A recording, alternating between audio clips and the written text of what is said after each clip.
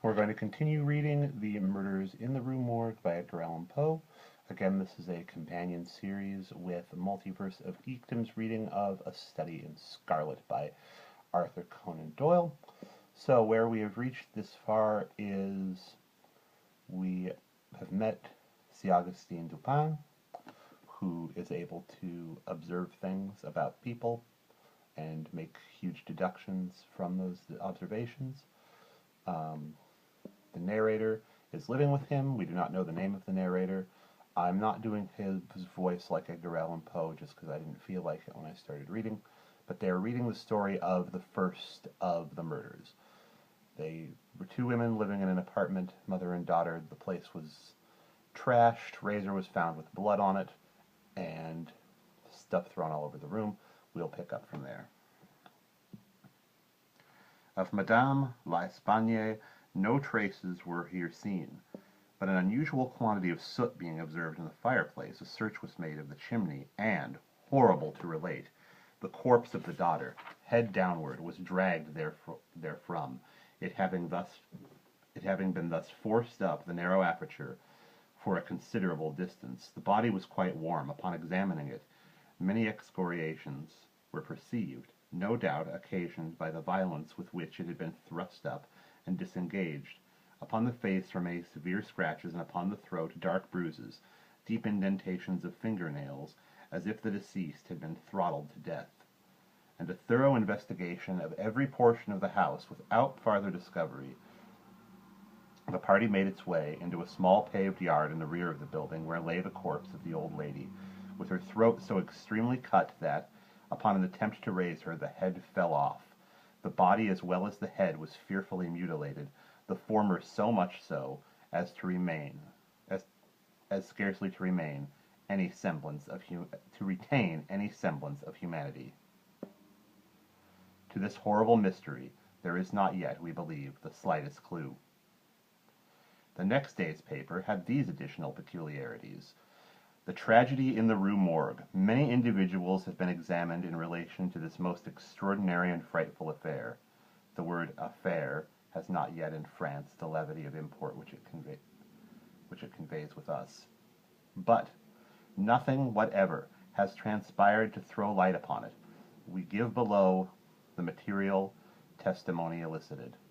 Pauline Duberg, laundress, deposes that she has known both the deceased for 3 years, having washed for them during that period.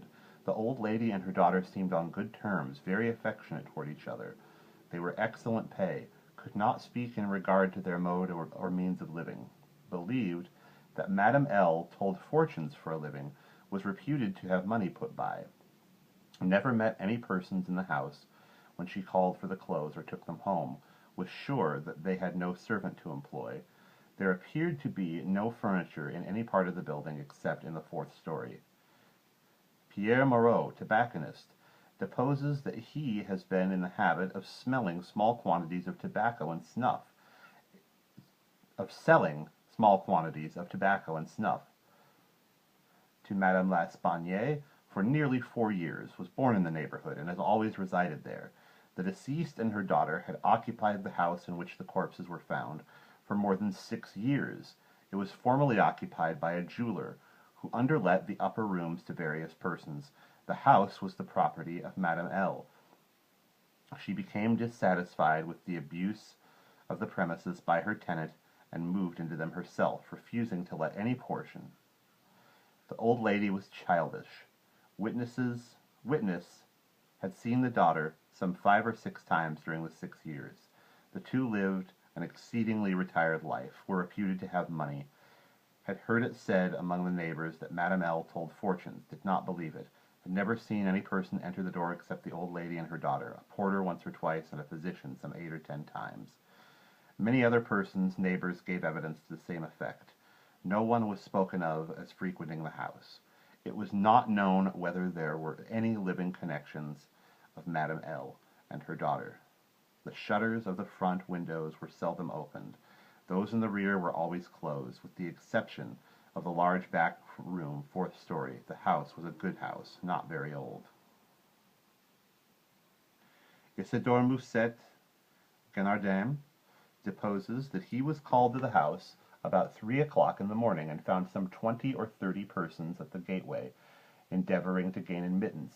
Forced to open it at length with a bayonet, not with a crowbar, he had but little difficulty in getting it open on account of its being a double or folding gate, and bolted neither at bottom nor top. The shrieks were continued until the gate was forced, and then suddenly ceased. They seemed to be screams of some person or persons in great agony, were loud and drawn out, not short and quick. Witness led the way upstairs. Upon reaching the first landing, heard two voices in loud and angry contention. The one gruff voice, the other much shriller. A very strange voice.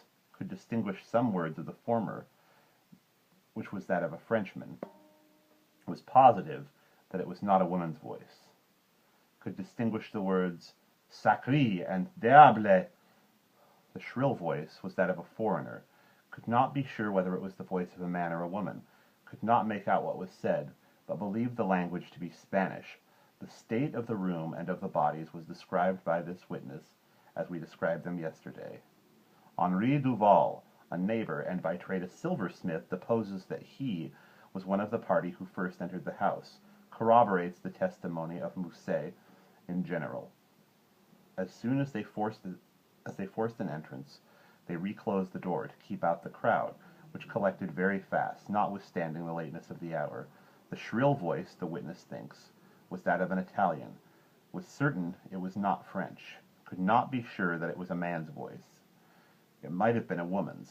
Was not acquainted with the Italian language. Could not distinguish the words, but was convinced by the annotation that the speaker was Italian. Knew Madame L and her daughter, had conversed with both frequently, was sure that the shrill voice was not that of either of the deceased. Odenheimer, restaurateur. This witness volunteered his testimony, not speaking French, was examined through an interpreter, is a native of Amsterdam, was passing the house at the time of the shrieks. They lasted for several minutes, probably 10. They were long and loud, very awful and distressing. Was one of those who entered the building, corroborated the previous evidence in every respect but one, was sure that the shrill voice was that of a man, of a Frenchman, could not distinguish the words uttered. They were loud and quick, unequal, spoken apparently in fear as well as anger. The voice was harsh, not so much thrill as harsh. Could not call it a shrill voice. The gruff voice repeatedly said, Sacré, diable, and once, Mon Dieu. Jules Mignard, banker, of the firm of Mignard et Fils, Rue de Lorraine, is the elder Mignard. Madame Espagnier had some property, had opened an account with his banking house in the spring of the year, 8 years previously, made frequent deposits in small sums, had checked for nothing until the 3rd day before her death, when she took out in person the sum of 4,000 francs. This sum was paid in gold, and a clerk sent home with the money. Adolphe Lebon, clerk at Mignard et Fils, deposes that on the day in question, about noon, he accompanied Madame l'Espagnier to her residence with the 4,000 francs, put up in two bags. Upon the door being opened, Mademoiselle L appeared and took from his hands one of the bags, while the old lady relieved him of the other. He then bowed and departed. Did not see any person in the street at the time. It is a by-street, very lonely. William Bird, tailor, deposes that he was one of the party who entered the house, an Englishman, has lived in Paris 2 years, was one of the first to ascend the stairs, heard voices in contention, the gruff voice, that of a Frenchman, could make out several words, but cannot now remember all. He heard distinctly, Sacré and Mon Dieu. There was a sound at the moment, as if several persons struggling, a scraping and a scuffling sound. The shrill voice was very loud, louder than the gruff one, is sure that it was not the voice of an Englishman, appeared to be that of a German, might have been a woman's voice, does not understand German. 4 of the above-named witnesses being recalled, deposed that the door of the chamber in which was found the body of Mademoiselle L. was locked on the inside when the party reached it. Everything was perfectly silent, no groans or noises of any kind. Upon forcing the door, no person was seen. The windows, both of the back and front room, were drawn and firmly fastened from within. A door between the two rooms was closed, but not locked. The door leading from the front room into the passage was locked, with the key on the inside. A small room in the front of the house on the fourth story at the head of the passage was open, the door being ajar. This room was crowded with old beds, boxes, and so forth. These were carefully removed and searched. There was not an inch of any portion of the house which was not carefully searched. Sweeps were sent up and down the chimneys. The house was a 4-story one, with garrets, manastrades, mansardes. A trapdoor on the roof was nailed down very securely, did not appear to have been opened for years. The time elapsing between the hearing of the voices in contention and the breaking open of the room door was variously stated by the witnesses. Some made it as short as 3 minutes, some as long as 5. The door was opened with difficulty.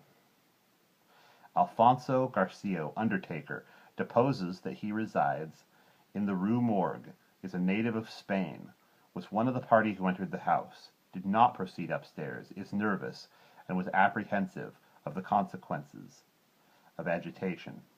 Heard the voices in contention. The gruff voice was that of a Frenchman, could not distinguish what it said. The shrill voice was that of an Englishman, is sure of this, does not understand the English language, but judges by intonation. Alberto Montani, confectioner, deposes that thee was among the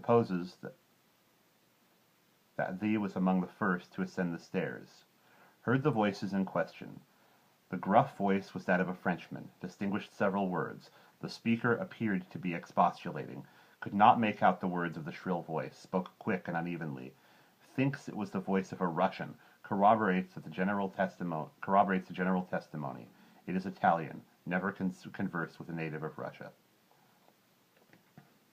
Several witnesses recalled here testified that the chimney of the rooms on the 4th story were too narrow, that the chimneys of all the rooms on the 4th story were too narrow to admit the passage of a human being. By sweeps were meant cylindrical sweeping brushes, such as are employed by those who clean chimneys. These brushes were passed up and down every flue in the house. There is no back passage by which anyone could have descended while the party proceeded up the stairs. The body of Mademoiselle L'Espagne was so firmly wedged in the chimney that it could not be got down until 4 or 5 of the party united their strength. And we will pause there.